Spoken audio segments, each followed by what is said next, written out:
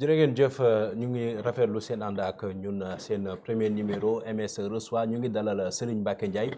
di leader du parti Convergence libérale et patriotique Serigne Ndiaye ñu ngi lay nuyu di am mbégte dalal la ci BP-Actu. waaw maa ngi lay fay di nuyu mbokk yi ñuy seetaan yëpp bu dee premier numéro bi yàlla na yi ci des am barke. amiin ndax fi ma jaaroon def yu njëkk yi nag macha allah. macha allah boo xoolee par exemple Kër Jaraaf. bu 7TV 7TV man maa ko jël y a beaucoup d'émissions comme ça. donc yàlla def bii nekk premier ci Sénégal boobu. amiin merci beaucoup ñu ngi lay jaajëfal ci honneur bi ñu defal nangu suñu invitation ñu bëgg a sekk ak yow waxtaan li nga xamante ni moo ñeel li di passage bu premier ministre Ousmane Sonko dem ci assemblée nationale noo jàngatee ñaareel yoon bi nga xamante ni Ousmane Sonko ci ayam en tant que premier ministre dem na foofee ci assemblée nationale. waa rafetlu dem bi. ndax xam nga assemblée nationale. mooy dëgg-dëgg bërëb bi nga xam ni dialogue fa la war a amee waxtaan diggante parti politique yi assemblée la war a amee boo demee réew mu mel ni France chaque semaine presque tous les mercredis da ngay gis gouvernement bi ñëw jàkkaarloo ak l'assemblée nationale loolu moo jaadu donc ci dem bi vraiment lu ñu rafetlu la may ñaan yàlla mu bañ a yem fii lu mu gàtt bu ñu toggee 2 mois 3 mois premier ministre war a mën a dem à l'assemblée avec l'ensemble de son gouvernement bu question bu am importance amee it jarul ñuy xaar ay 1 mois ak 2 mois bu demoon tey sax ëllëg beneen question am mu war a ñëw taxaw wax ak député yi parce que les députés ñooy les représentants du peuple donc c'est tout à fait normal maintenant li ci mat a waxaat nag mooy dem boobu it il faut que ñu fexe ba muy am ci dal bañ a am ci yenn waxante yi bañ a am ci yenn jëfante yi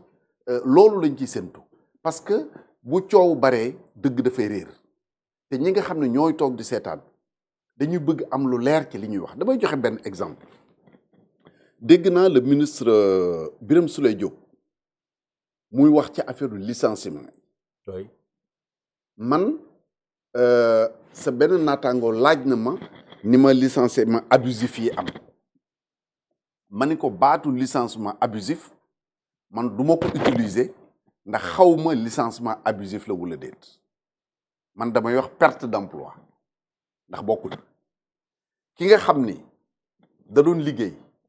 contrat am jeex ñu renouveler ko muy contrat à durée déterminée ñu renouveler ko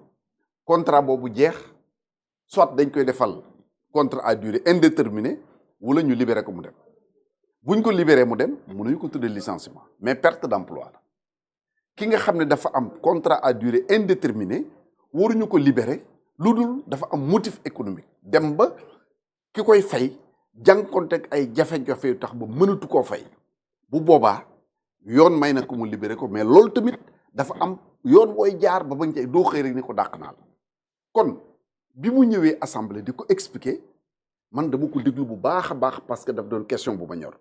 ma bëggoon. et c'est notamment les 312 policiers yi nga xamante ni. libéré ci la bokk oui par exemple mën nga ko ci ak licenciement yi am port autonome de Dakar. voilà léegi nag moo tax yooyu yëpp moo tax ma ni au lieu mënuma wax ay licenciement abusif parce que cas yi xëy na mun na am bari na ci moo tax pour la clarté du débat pour mu leer ci bopp nit ñi doon naa sàkku ñi nga xam ne ay député la ñu nekk assemblée nationale surtout ceux de l'opposition ou bien ñi nga xam ni ñoo ñàkk seen emploi te gis naa sax ñu am benn regroupement gis naa bëri semaine passée rek ñu doon organiser benn marche damay bëggoon aussi ñoom ñu mënu leeral askan wi yan façon la ñu ñàkkee seen ci ban façon la ñu ñàkkee seen emploi c'est important parce que tamit nit ki nga ànd ak moom nga bañ ànd ak moom yëpp da ngay wax dëgg te yàlla tax bu fekkee ne dafa nekk ku perte emploi am te xam ne comme ni ma ko waxee dafa ne am contrat à durée déterminée mu def ñaari contrat mu jeex ñu ne ko sa contrat jeex na demal toogi mooy li may wax toujours ni droit ak moral dañuy làng jege ñetti bokkuñu état bu ko def directeur bu ko def am na ci droit mais ci wàllu moral mais mel ni zahir ak baatin justement sax parlant ci wàllu moral bi ngay wax ni dafa am benn paradoxe boo xamante ni da ci am parce que ci jamono bi ñoom bi ñu ñëw ci gouvernement bi yaakaar amoon na ci ni dinañ am xëy gu bari goo xamante ni gouvernement bi dina ko jox ndaw ñi et au même moment dañu gis que ni peut-être gouvernement bi dafa waroon nekk ci logique boo xamante ni dafay conserver les emplois que ñuy dàkk ay personnel loolu aussi tam question la bu député Pape Djibril Fall posé premier ministre. maa ngi ciy dellu si waat léegi mais su ma doon jeexal ci question morale bi pour ñi ñuy déglu xam bu baax li ñuy wax mooy lan xam nga ñëw fekk nit ni ko asalaamualeykum du droit moral la. bu la neexee doo nuyu amul benn obligation ñu fekk ni nuyu ko bu la neexee nga ñëw fekk nit ci bureau muy liggéey yow nga am këyit woo fi lijjanti si boo ñëwee ni ko monsieur sëñ bi nangam ak nangam lii laa soxla mais nag dafa rafet boo ñëwee ni ko asalaamaaleykum mu ne maaleykum salaam nga ni ko nangam nangam soog a wax sa sax loolu mooy différence diggante moral ak droit kon directeur bi wala ministre wala kum ci mënti doon ki nga xam ne da nga doon liggéey sa contrat jeex ñu defalaat la beneen contrat mu jeex li gën moralement bu dee ne lu mën a nekk la mooy ñu jël ko ci contrat à durée indéterminée mu continuer di liggéey ki doon liggéey amoon contrat à durée indéterminée également xel xalaatul ñëw di ko dàq donc pour dellu si ci sa question séntu wuñu ci gouvernement plus 1 moins 1 séntu wuñ ci gouvernement génne Moussa dugal Saliou séntu wuñ ci gouvernement génne Fatou dugal Jacqueline mais dañu ba Fatou amoon na liggéey nga fexe ba Jacqueline am loolu mooy li mën a xeex ñàkk liggéeyu ndaw ñi mais man loolu nag dara daf ma ci dul bett ndax gouvernement du benn gouvernement bu fi nekk du ba fi nekkoon du bii du beneen boo nga xam man nga régler xëyu ndaw ñi feeg defuloo man li ma wax. mooy lan. Sénégal amoon nay jamono amul pétrole amul gaz dañu doon dund te amuñu pétrole amuñu gaz ni ma la koy comparer le mooy ngay liggéey di liggéeykat bu weer wi dee ñu fay la sa salaire nga dem ba benn weer sa patron ni man de rafetlu naa sa liggéey dama lay defal bonus maanaam dolli la loo nga xam ni prévoir ko woon ci sa salaire kon loolu war nga ci mën a bégal sa njaboot li ma bëgg wax mooy xaalis bi jóge ci pétrole ak ci gaz waxum sax gaz pétrole laa wax. ñu ngi ko évaluer 500 milliards. état bi daf ko war a nangu sacrifier ci lu bëri pour nit ki mën a am liggéey nu ñu koy defee. d'abord dañuy sukkandiku ci artisanat lépp luy artisanat mécanicien maçon menuisier cordonnier bijoutier ainsi de suite premier acte nañ leen recenser fu atelier nekk ci Sénégal ñu recenser ko lu yomb la bu ñu paree ñu xam ne Mohamed Samb kat atelier mécanicien la yore mu ngi liggéeyloo fukki xale yoo nga xam moo leen di jàngal métier bis bu xale yi demee ba mokkal nga bind attestation ni diw mokkal na métier mécanicien mi ma ko doon jàngal bis ni ki tey ñaanal naa ko gouvernement bi récupéré ko jox ko place bu muy liggéeyee jox ko ay outils du la jox xaalis parce que du xaalis nga soxla place booy liggéeyee nga soxla ak outils yooyu liggéeyee loolu ni ñu ko defee ci mécanicien noonu lañ koy defee ci tous les ouvriers yi nga xam ni ñoo nekk ci réew mi muy benn secteur parce que ouvrier li ñuy former amul keneen ku koy former ci Sénégal c'est des centaines de milliers de gosses la ñuy former tous les jours boo demee dans le domaine de l'agriculture Prodac c'est un programme extrêmement important malheureusement dañ ko centraliser ba nga xam ni la mu war a jur ci njariñ du ko jër parce que boo jëlee benn domaine agricole communautaire jël ay milliards investir ko fa te xale yi duñ fa ñëw parce que boo jëlee tey xale boo nga xam ni damay joxe exemple ma nga dëkk Tivaouane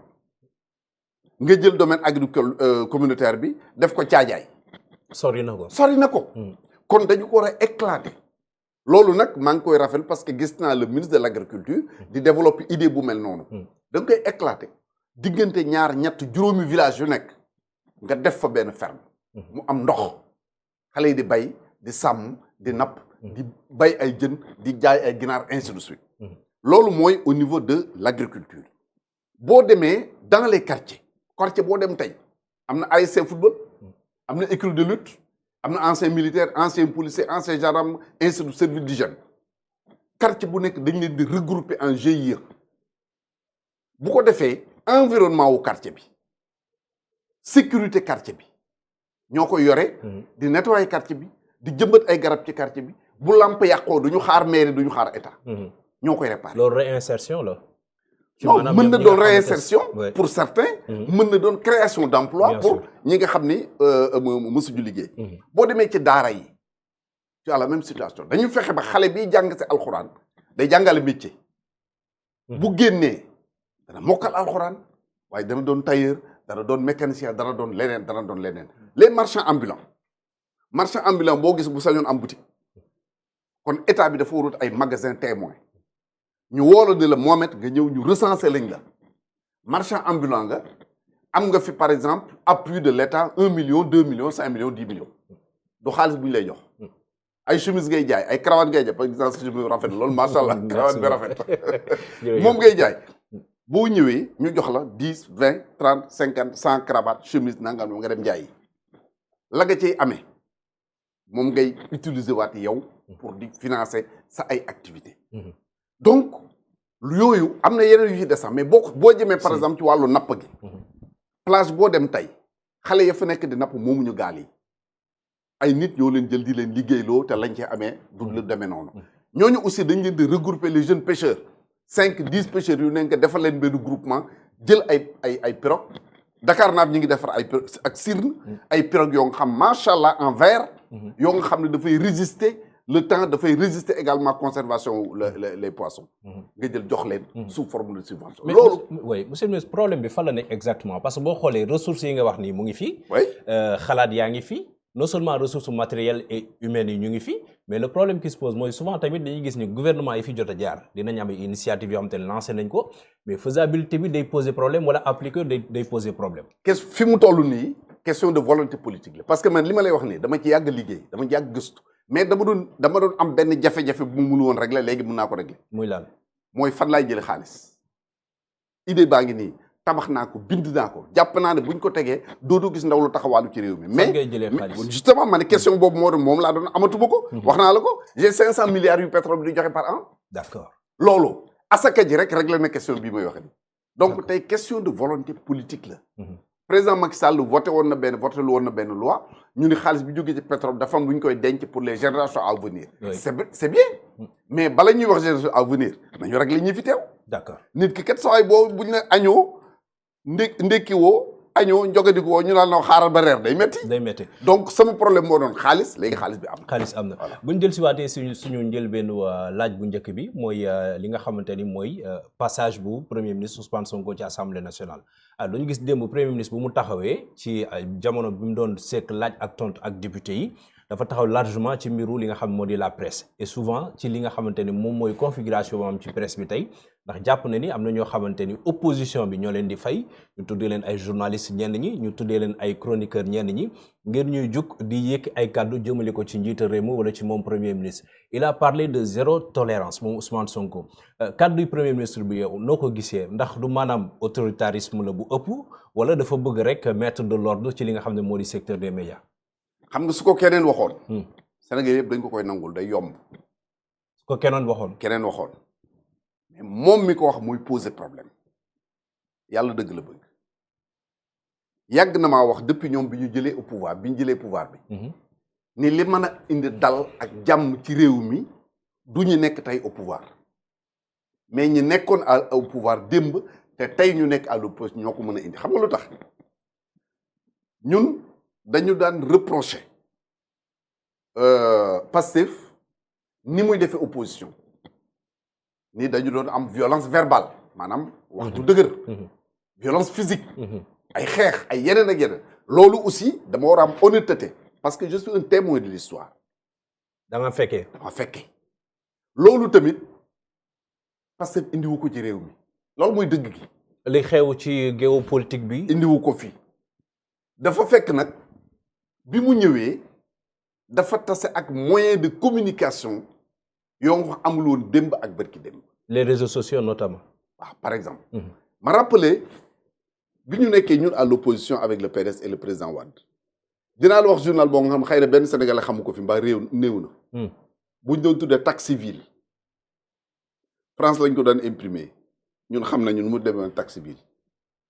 taxe civile journal buy dénigrer rek la woon wax lu bon ci nit d'ailleurs bu ngeen fàttalikoo jamono yooyu. siiwaloon nañ fi ni Djiboka dafa am benn cité bu mu tabax Abidjan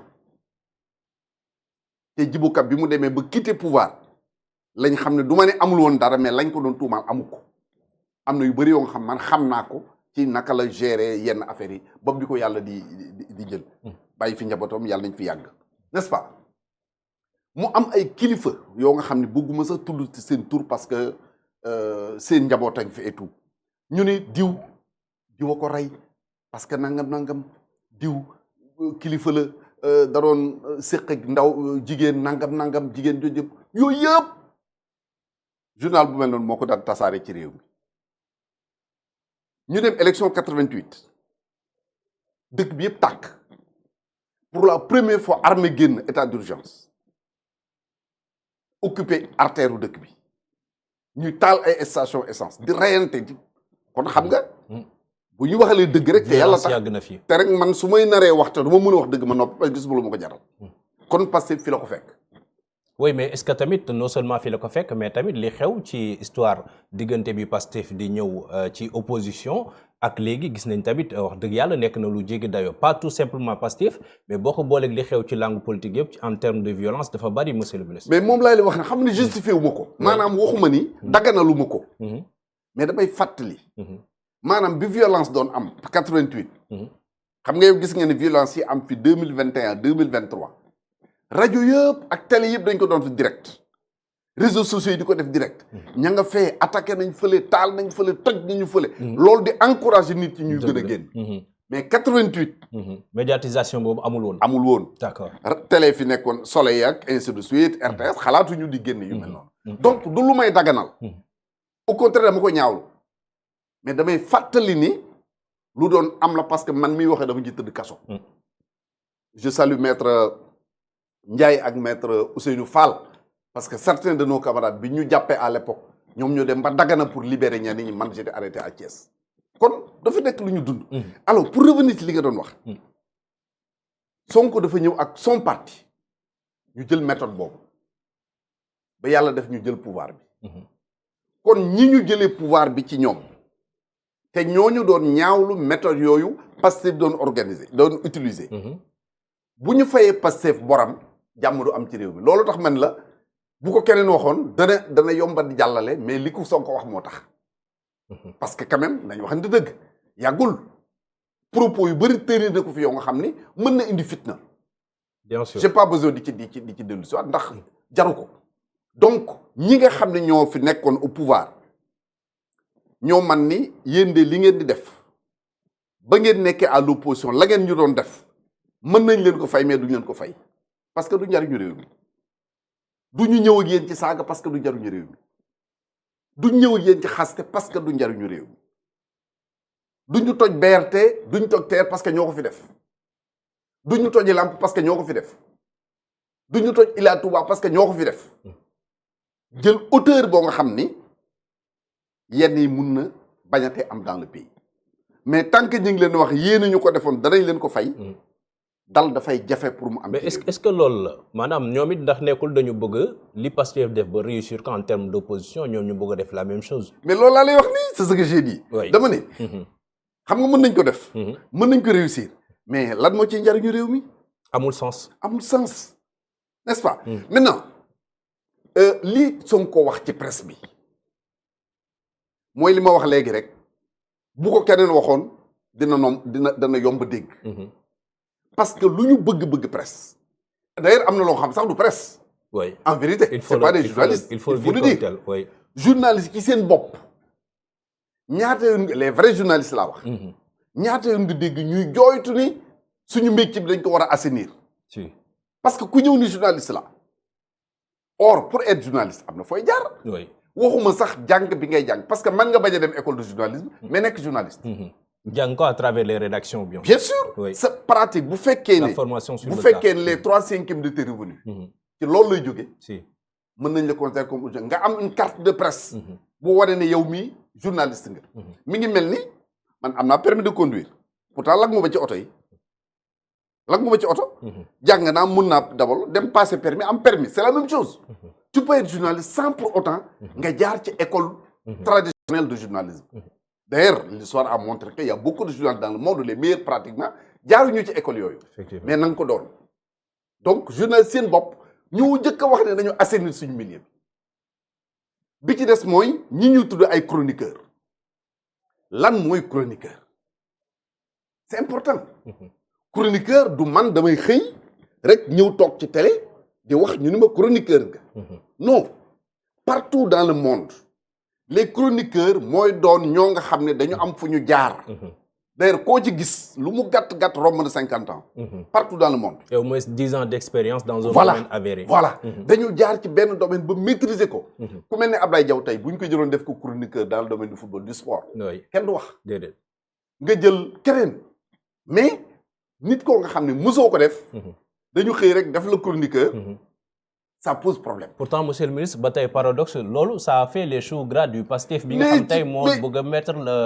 moo bëgg a def moo bëgg a jouer le gendarme en quelque sorte. mais je suis d'accord xanaa da nga déggul li ma la dama ni la bu ko keneen waxoon ku doon Sonko bu dul ko Sonko kenn du ko werante mais ñoom moom lañ doon def c'est pas parce que moom la ñu doon def que baax na du ñoom li ñu doon def lu tey donc mu jël auteur moom premier ministre. xaaral j'en viens ci loolu laa jëm si nii donc ñi nga xam ay chroniqueur lañu comme j'ai dit kan mooy chroniqueur ak kan mënul chroniqueur loolu aussi je pense c'est des questions qu'il faut régler maintenant kii def chronique am wax dëgg bokkul ak saaga déedéet wax dëgg déedéet bokkul ak saaga te bu yàlla taxee rek bay wax xamuma ci chroniqueur yi xaw ma ko man koo nga xam ne mu sànn dégg ngay saaga xaw ma ko suñ ma ko waxee peut-être mën na am dama ko fàtte. mais léeg-léeg wax ñu ñàkk teggin aussi. oui mën na am. mais xaw ma ci chroniqueurs yi koo nga xam ne da ngay saaga. leneen li ñu gis qui est différent des chroniqueurs mooy koo nga xam ne day jël vidéo am toog ca këram wala mu toog fu ko neex wax lu ko neex saaga ku ko neex. bàyyiwul sëriñu diine bàyyiwul président bàyyiwul premier ministre bàyyiwul borom kër bi toog ci këram jàpp njàmburam. démb rek maa ngi woon samay doom benn waay boo nga xam ni benn vidéo la doon wax waa ji xammee naa ko di xaw ma turam mais toujours ma gis ko mu def ay vidéo mu wax ci benn jigéen ni xool leen nangam taan bu bon bi waa kii kan la sax ci jigéen ñi donc xamu ko sax xamu ko mi ngi naan kii kan la ba pare di wax ci moom lu bon loolu dafa war a dakk dafa war a dakk mënoo yor sa téléphone wala yor sa vidéo ñii nga France ñii nga États-Unis ñii ngi Sénégal ñii ngi fu la neex di wax lu la neex te dara du la ci fekk. maintenant pour mu dakk il faudrait pas que mu am ku ma am ndey ak ku ma amul ndey parce que gis nañu fi ay nit yu def ay vidéo yoo nga xam ni ñun ñëpp xam nañu leen. ñu jël kàddu yu tegginawul teg ko ci ay seeni nawle teg ko ci seeni moroom teg ko même ba ci ay kilifa ci réew mi. muy kilifa diine muy kilifa aada muy nekk ci membre du gouvernement te dara fekku leen ci. donc bu ñu gisee nit def loolu dara fekku la ci keneen def lu ko gën a tuuti dara fekk ko ci loolu ça pose problème. impunité lay nekk. impunité voilà maintenant pour revenir à Ousmane Sonko. li may ñaan rek di ko wax di ko waxaat di ko fàttali moom que Ousmane Sonko n'est plus seulement le président de Pastef tey mooy suñ kilifa ñun ñëpp mooy premier ministre du Sénégal. Bassirou Diomaye Faye mooy président de la République du Sénégal li tax Bassirou Diomaye Faye wala Ousmane Sonko mën a dem Touba toog ci kaw sëñ Mountakha toog ci kaw ñu dem Tivaouane sëñ Mbaye Sy Mansour mën a toog ci kaw ñu toog ci kaw ainsi de suite loolu mooy waree ni cër bi leen yàlla jox ñëpp jox nangul nañ leen ko jox leen ko commençant par les chefs religieux buñ la ko joxee nag yow yaa ko war a mat sol mbubb mi ba mat sëkk toog ci fauteuil bi niñ ci war a toogee. te ñëw député à l'Assemblée pour revenir sur cette question-là kenn mënu koo dalal sérénité am fa kudul le premier ministre par son discours par ni muy doxale moom ak le président de l'Assemblée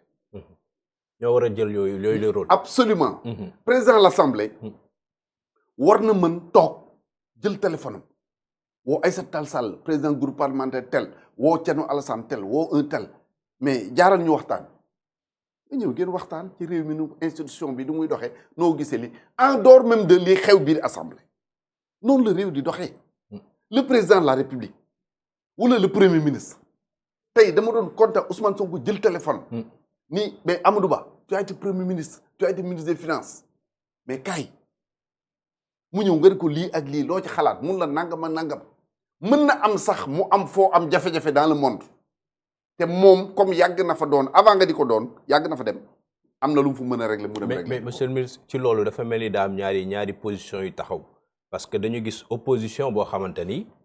maanaam lu bëri ci loo xamante ni gouvernement bi mu ngi koy teg mu ngi koy ŋàññi jàpp na ni baaxul ba sax bu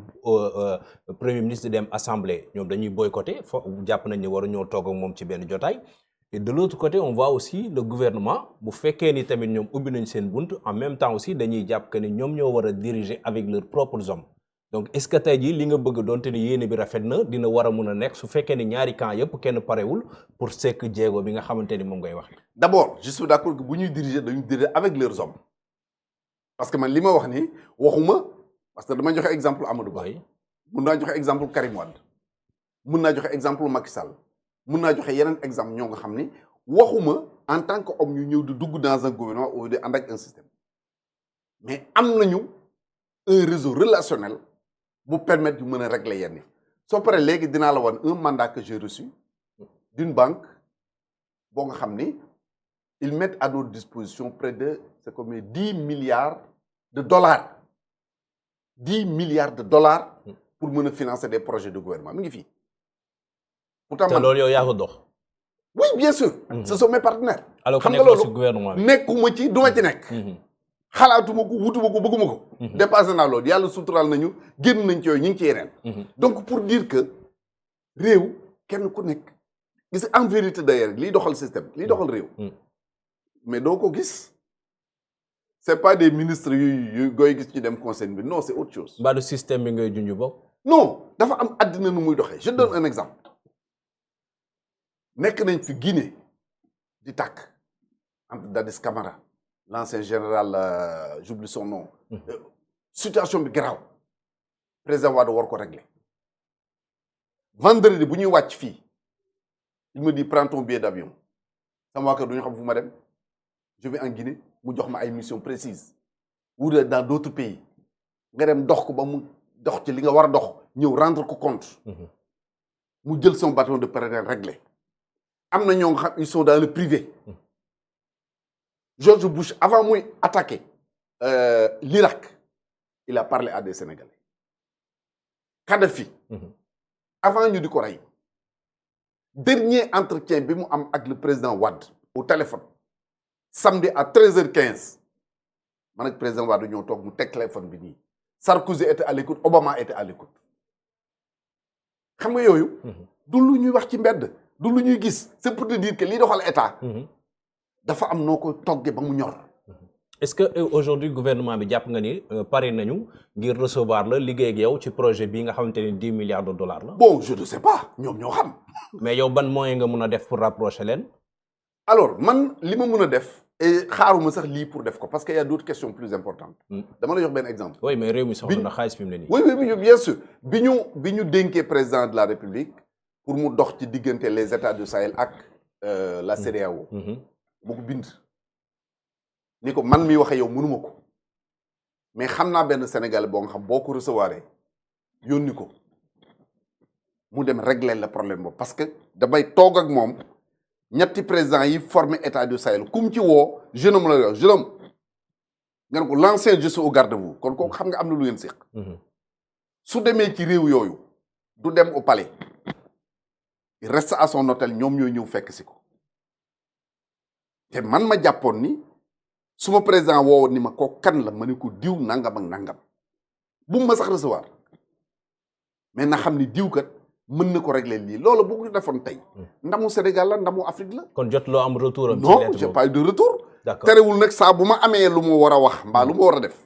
lu ma jàpp ni ci njariñu réew mi la jëm. dinaa leen ko wax c'est tout ce qui m'intéresse. pour revenir à la question sur la presse gis nañ ni suñu confrère bu ñu wax Simon Faye mu nekk des médias toujours par rapport à ce sujet moom gis nañ ni jamono ji mu ngi nekk ci digganteem ak yoon loo xam te ne xew na ci ndax benn source boo xam te ne jël na ko ci xibaar wax ni ki le premier ministre est convoqué par Ouattara en Côte d'Ivoire et tey jii nii si wàllu li nga xamante ni mooy surtout ni ñu gën a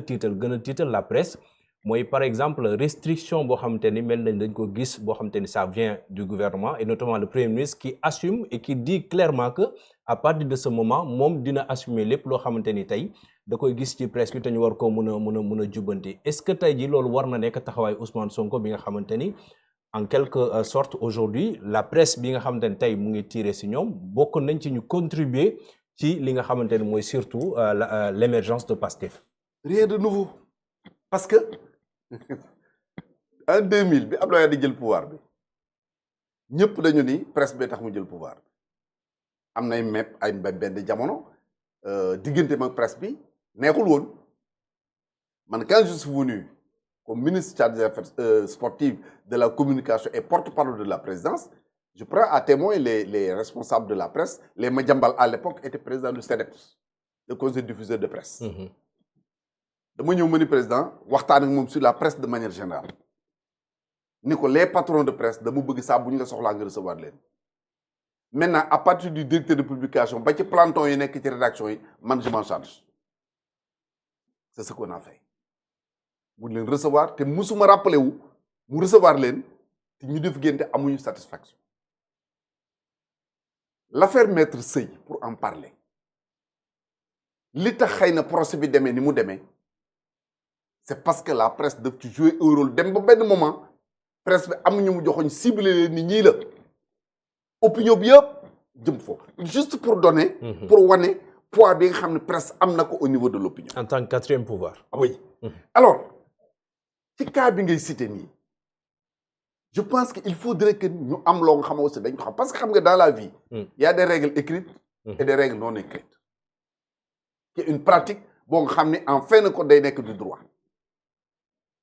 su ñu joxee une information dans un journal nga toog 48 heures 72 heures démentiruñu ko on considère que c'est vrai soo ko reprendre rek kenn mënu la ci poursuivre parce que yow nekkuloo source principale bi c'est vrai loolu c'est des règles effectivement qu'il faut respecter donc boo ramener le cas de Simon bien que am na ay détails comme ça dans le dossier là xamuma ko mais de mon point de vue jaru ko c'est vrai quand j'ai vu l'article pas de Simon mais de la source j'étais choqué quand on me dit mon premier ministre a été convoqué parce que le mot dafa am lu muy tekki a été convoqué par le président Ouattara am na loo nga xam ne dafay am di entre chef d'État et premier ministre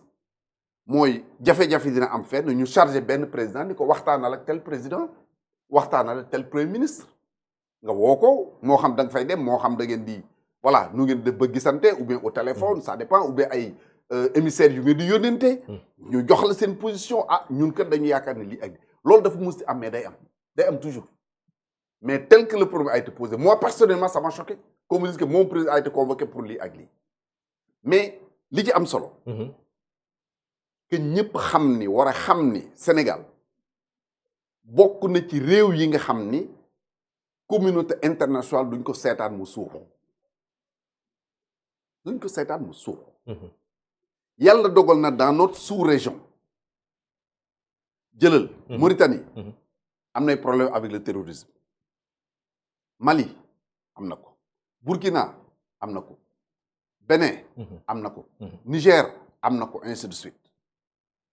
mais boo xoolee réew yooyu en dehors de la Mauritanie yeneen réew yi koy am yépp terroristes yi nekk fa di def lu nekk benn objectif la ñu am mooy accéder à la mer te foofu amuñu mer bu ñu accéder kon tey bu ñu déstabiliser woon réew mi ba accéder ci la mer à partir de Dakar tas nañu àdduna c'est une question de géopolitique effectivement malheureusement l'opinion internationale la diplomatie est en général fumiste je vais te donner des exemples en 1963 on était en pleine guerre froide li ñu doon tuddee guerre froide à l'époque xale yi xamuñu ko peut-être il faut ñu gëstu ko mooy dafa am le camp de l'Est avec l'Union soviétique à l'époque et Cuba am na réewu Afrique yu ànd ak ñoom am le camp de l'Occident avec les États-Unis la France l'Europe de manière générale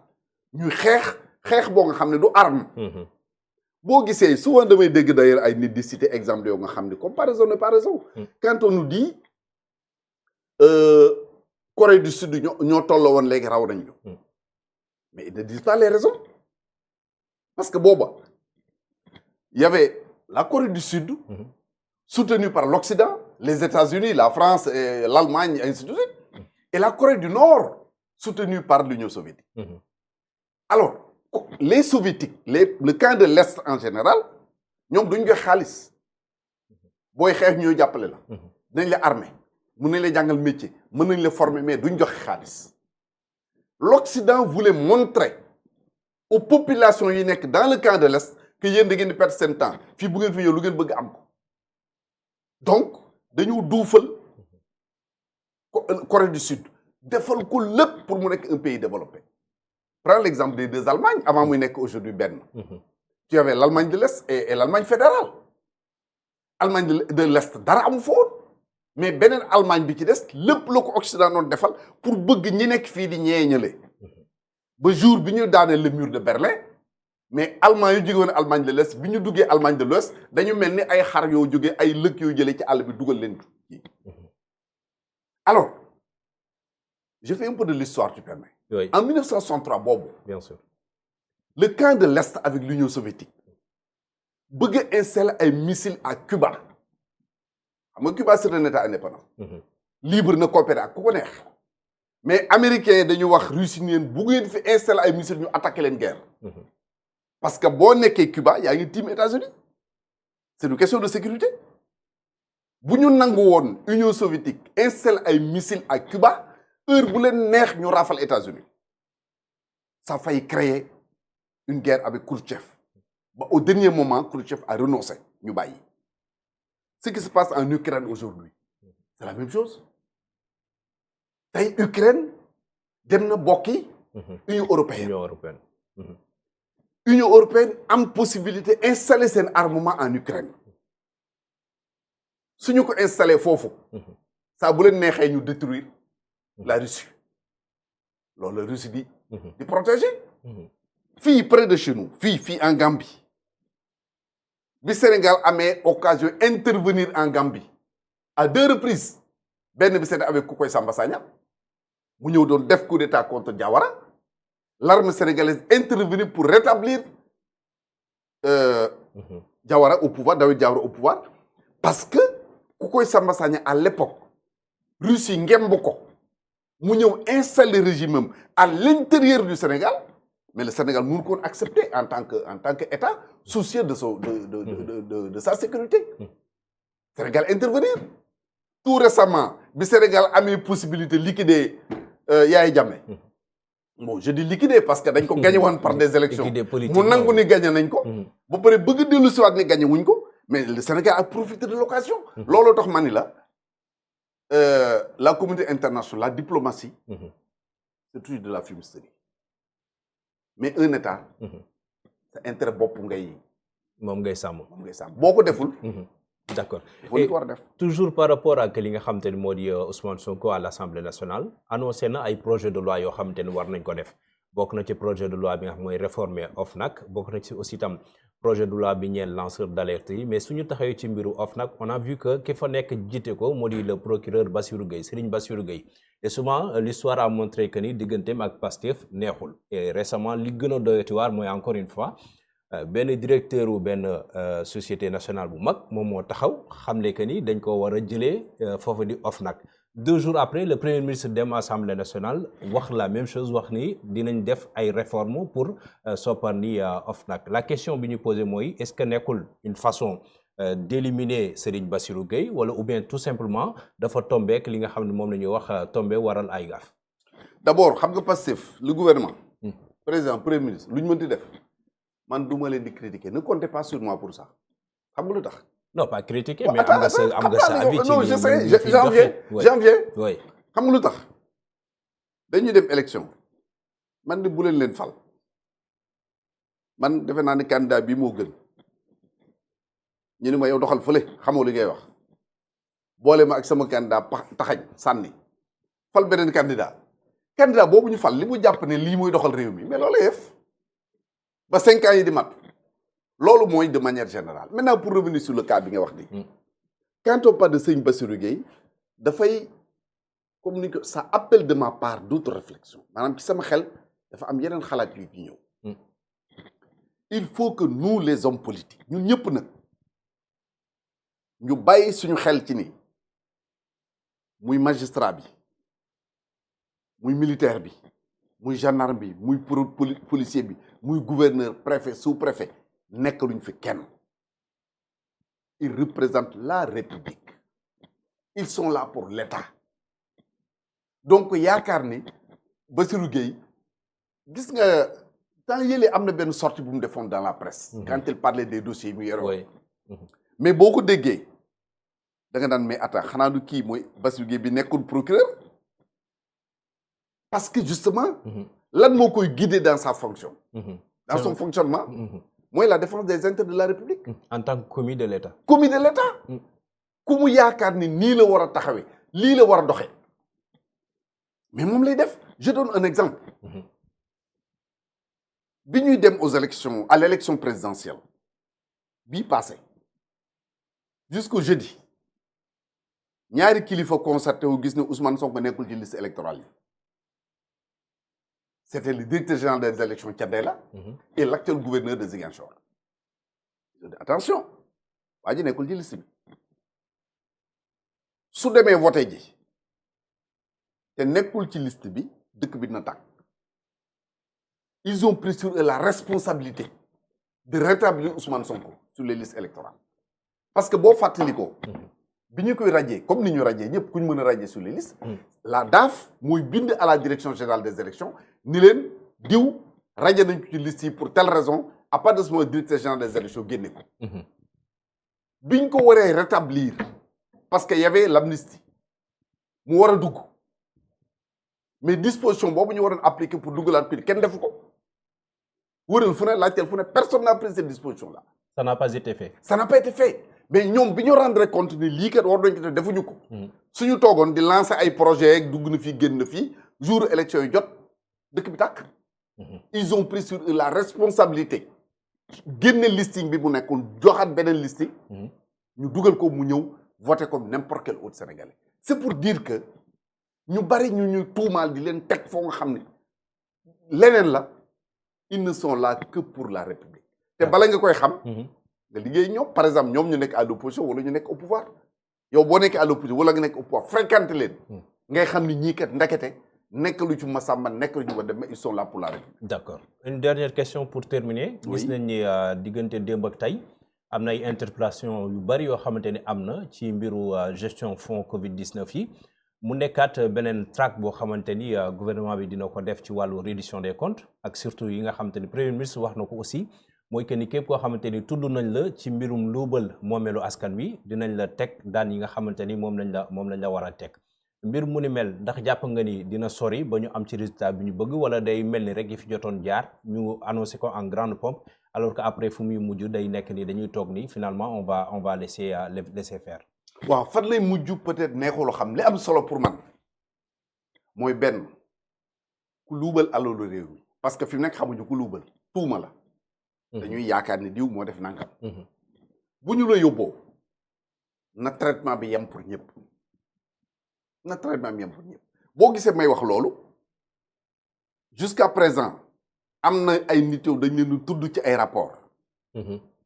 te kenn woowu leen kenn waxu leen dara quelquefois même mën na nekk ay somme yu ëpp solo yii nii te kenn waxu leen dara mais li am solo ku ñu jàpp ni def nga ñu teg la ci yoon wi ñu la war a teg déglu la boo waree fay nga fay man nag li ma gëm xëy na bu ñu yàlla dimbale ba ñu dem ci dialogue bi président di woote nii dina bokk ci li nga xam mooy samay proposition dafa jaaduwul monsieur X sa réew soxla la xëy na la nga doon gagné bu njëkk sax moo ëpp li ngay gagné dans un gouvernement nga ñëw parce que mënoon naa tudd ay tur ñu bëri yoo xam naa ne loolu mooy seen cas nga ñëw bàyyi sacrifice parce que loolu sacrifice la ku doon gagner un salaire de 10 15 20 millions ailleurs ñëw dans un gouvernement pour di gagner 2 à 3 millions wala 4 millions sacrifice la doon dund ak sa njaboot kenn xamul la dara nekk sa teraanga bu vacances jotee nga vacances yi ànd ak say doom ñu jàng dans les meilleures écoles kenn xamuloon nga dugg ci loo nga xam ni ñu ngi lay xas ak dala saaga guddeeg bëccëg suba ngoon tu le fais pour ton pays soo demee ba sa mission boobu jeex bu ñu yaakaaree sax ne am na loo def war nañ la topp mais ak worma li tax ba président de la république mënuñu ko toppi lu dul haute trahison moo war a tax ba les anciens ministres les anciens DG ñi nga xam ne dañu leen confier certaines responsabilités à haut risque ñu ne ko def pour le pays même bu ñu lay topp ñu topp la ak worma loolu moo tax le ministre de la justice garde des sceaux bi mu waxee médiation pénale ma apprécier ko parce que dama gis benn réew bu mu am médiation pénale waaw xam nga nu ñu def ñoom comme nii ñu mel rek Sénégal diw tuumaal nañ ko lii diw tuumaal nañ ko diw y avait une commission dirigée par un magistrat boo ñëwee ñun la Mohamed jàpp nañ ni def nga lii ak lii ak lii qu'est-ce que tu en penses défaut tu donnes les preuves que défaut boo amee les preuves ñu bàyyi la nga dem def nga ñun la li nga yor noo koy fayee li ñu la tuumaal te nga nangu ni yaa ko jël parce que attention nit danañ la tuumaal loo nga xam ni lekkoo ko man gis naa ci rapportu Cour des comptes bi ñu wax ni dans un ministère pour ne pas le citer le ministère de la santé